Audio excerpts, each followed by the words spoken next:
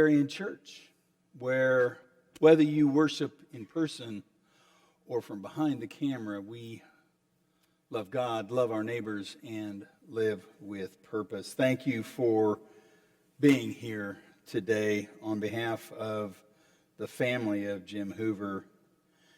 Thank you for your presence, which is deeply appreciated. This is a time where we remember Jim. It is a time to celebrate him as a person who meant so much to so many of us and was loved by so many. And it is a time to give thanks to God for Jim's amazing life that touched so many people along the way. We'll open with some words of Scripture. So let us hear from the Gospel of John, chapter 14, verses 1 through 4. Let not your heart be troubled. Ye believe in God, believe also in me.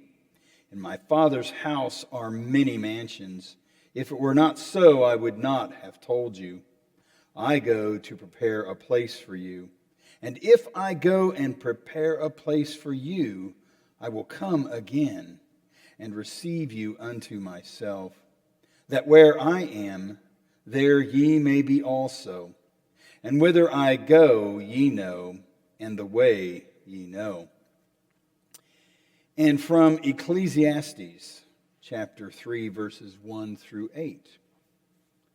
To everything there is a season and a time to every purpose under the heaven. A time to be born, a time to die, a time to plant, and a time to pluck up that which is planted. A time to kill and a time to heal. A time to break down and a time to build up. A time to weep and a time to laugh. A time to mourn and a time to dance. A time to cast away stones, and a time to gather stones together. A time to embrace, and a time to refrain from embracing. A time to get, and a time to lose. A time to keep, and a time to cast away. A time to rend, and a time to sow. A time to keep silence, and a time to speak. A time to love, and a time to hate. A time of war and a time of peace.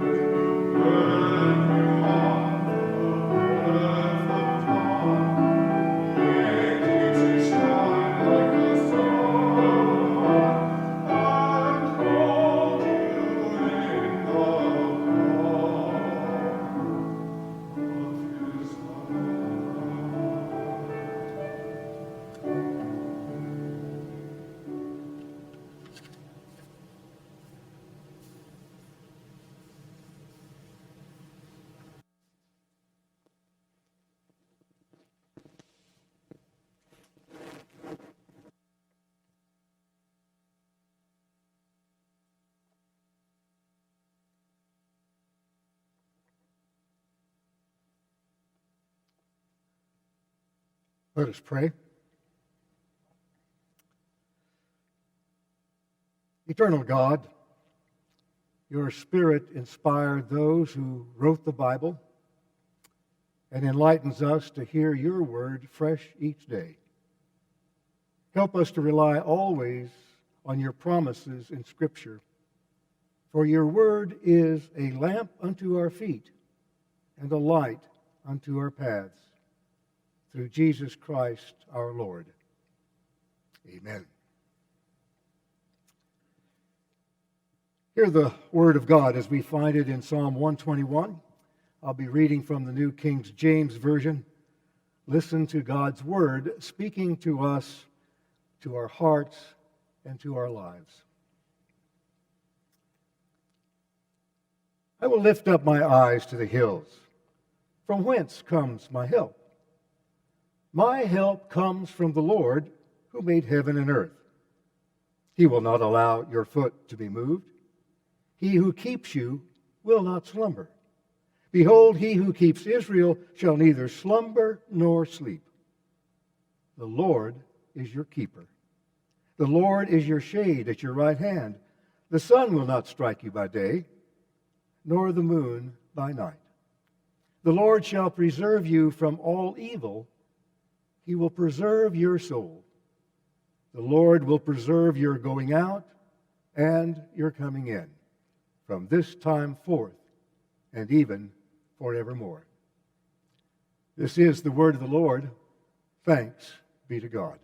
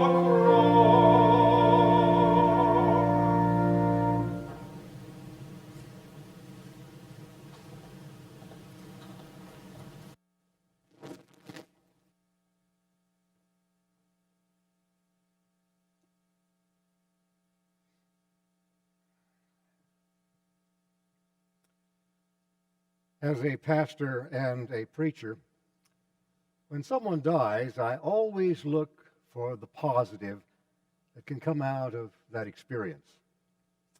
In Jim's case, it would be, among other things, the fact that his death came quickly, and he did not have to suffer to any great extent. In this era of COVID-19, many have not been able to be with their loved ones at the time of death.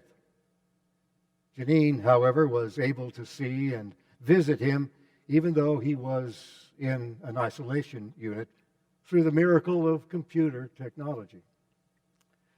Now, circumstances vary from family to family, so the place I always look for good news about death is the Bible, the Holy Scriptures. If I were given the choice of when to die, and I'm not, of course, I would choose Advent, this time of preparation for Christmas. And it's right where we are now, as we count off the days and weeks till we celebrate the birth of Christ. The other option, of course, would be Lent, leading up to Easter. Now, while Easter is the celebration of the good news of the resurrection, the 6 Sundays in Lent preceding Easter tend to focus on the passion and death of Jesus. Now, Advent, on the other hand, leads to the celebration of our Savior's birth. Expectation and celebration await to break forth as Christmas draws nigh. The church calendar provides another reason for my preference for this time of year. I love the symbolism of the lighting of the Advent candles, one for each of the 4 Sundays prior to Christmas. They are given various names, but the ones used most often are peace, love, hope, and joy. Can there be any better description of what our Savior brought to earth? The love candle speaks to me of Jim's great love for his family and his church. When I was preaching from this pulpit, I would see Jim and Janine in their pew almost every Sunday. And now that I'm retired, my wife and I often sit in the same section behind them as we participate in worship. The peace candle reminds us that Jim is, as we often say, now at peace. At the close of this service, I will voice the ancient commendation that includes the words, to receive Jim into the arms of God's mercy, into the blessed rest of everlasting peace. And the benediction that will close this service contains these words, now may the peace of God, which surpasses all understanding. So the presence of the peace candle ranks as more than appropriate to include in this service. The hope candle testifies to the sure and certain hope of the resurrection, that life does not necessarily end with death, because we have hope of a life beyond death that we cannot even imagine. This candle reminds us to keep hope alive by refusing to believe that death has the last word.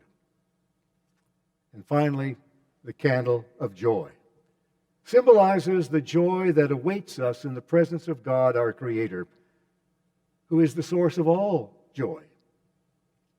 In the parable of the talents in Matthew's Gospel, the servant who used his talents wisely was invited to share in the joy of the master.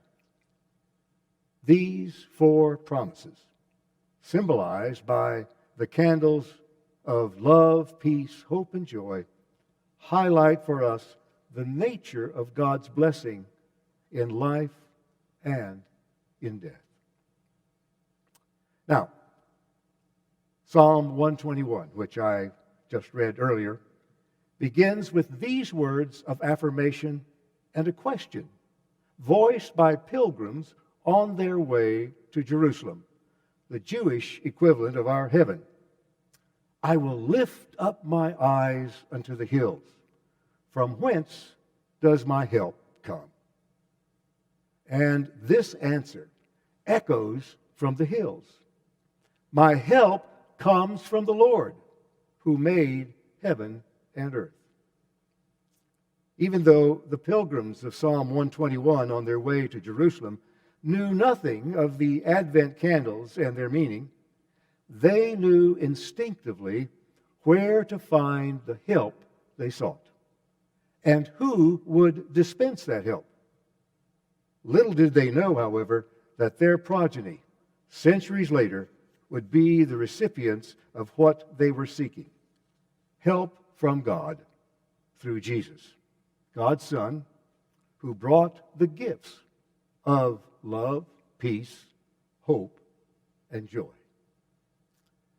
If there ever was a time when we need God's help, it's at the time of death of one who was dearly loved. And memories flood the minds and hearts of those who loved Jim the most, his family.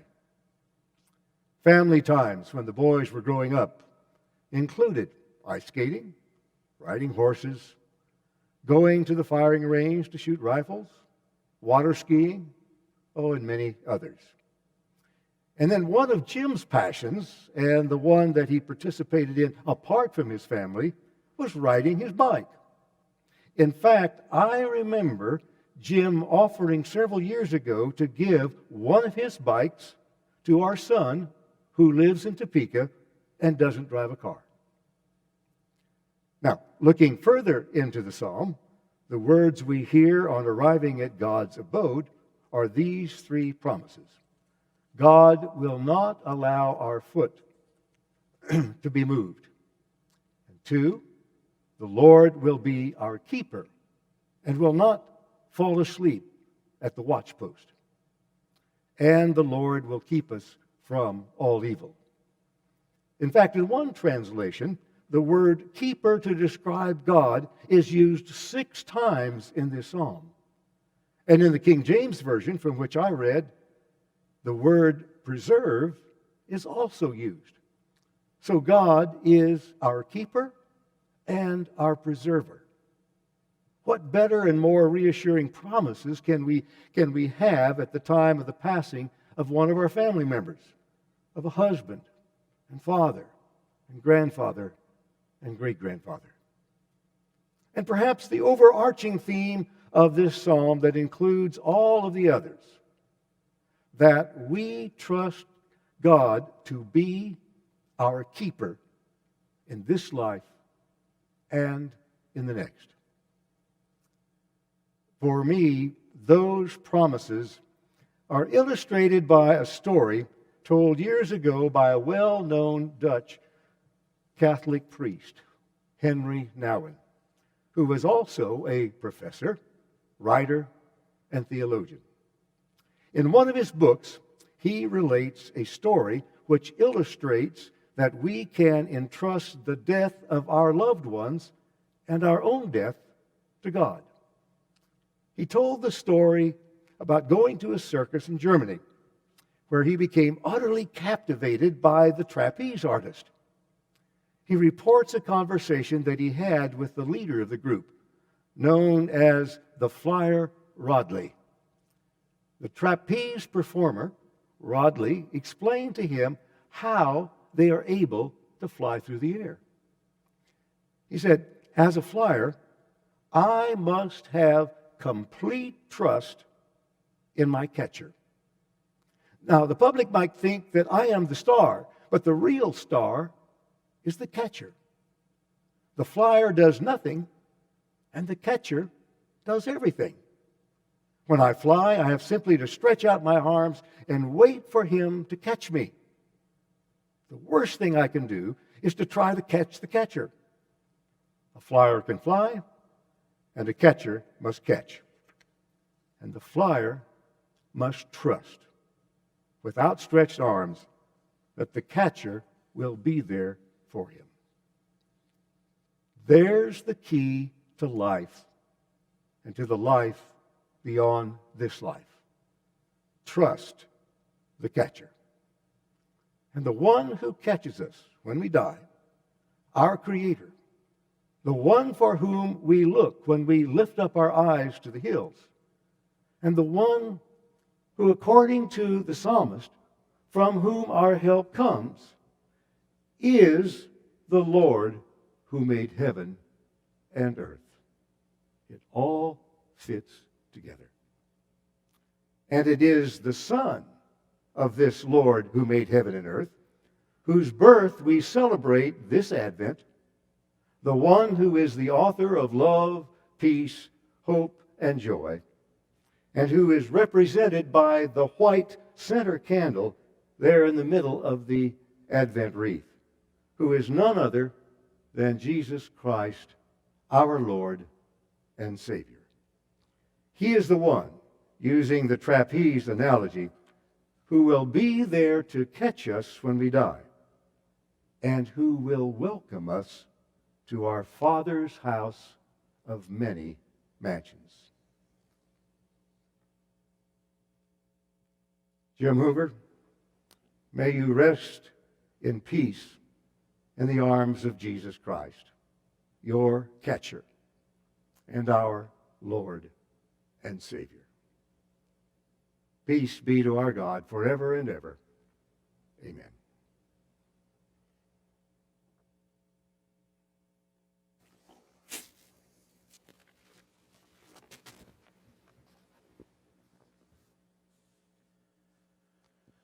The Lord be with you. Will you please pray with me?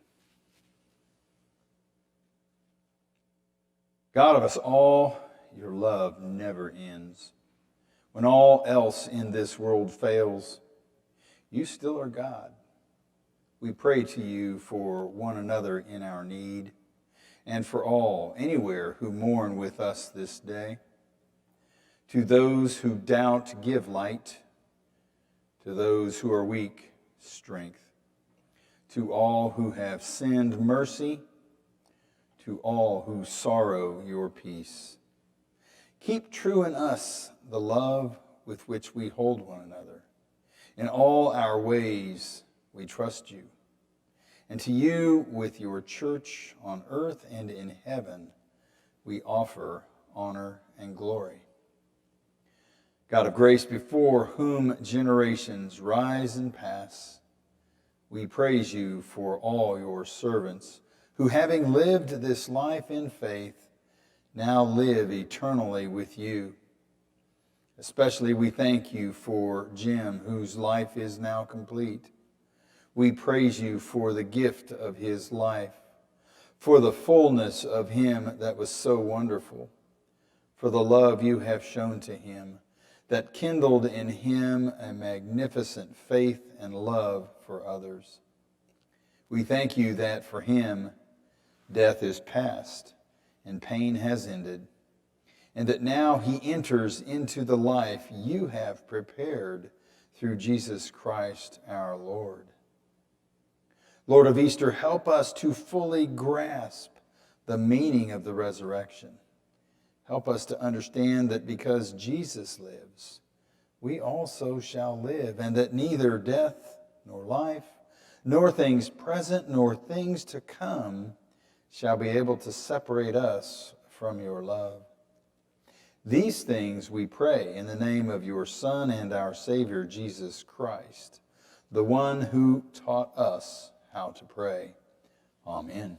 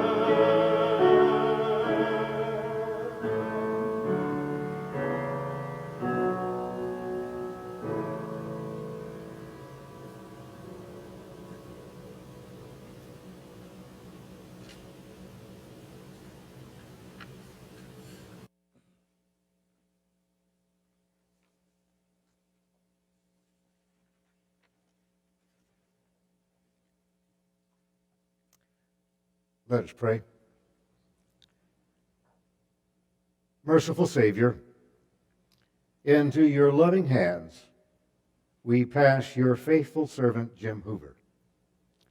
Acknowledge him, we humbly pray, a sheep of your own fold, a lamb of your own flock, an imperfect soul of your own redeeming.